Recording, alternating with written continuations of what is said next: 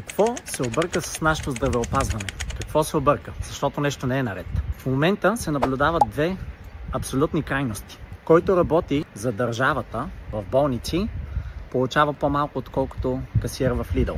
А докторите на частна практика таксуват твърде много.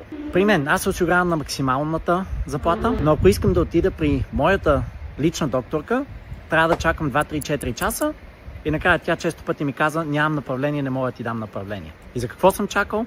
И аз не знам. Дори да ми даде направление, не знам при какъв специалист ще ме изпрати. Малката е на 1 година вече и не може да й намериме педиатър. Казват, в София няма педиатър. Няма как да стане. И не може да я запишем никъде. Така че всеки път си плащаме, като отидем. Последните няколко прегледа.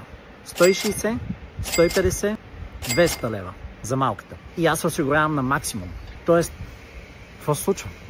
Това е моят въпрос. Това нещо не е нормално и не трябва да бъде така.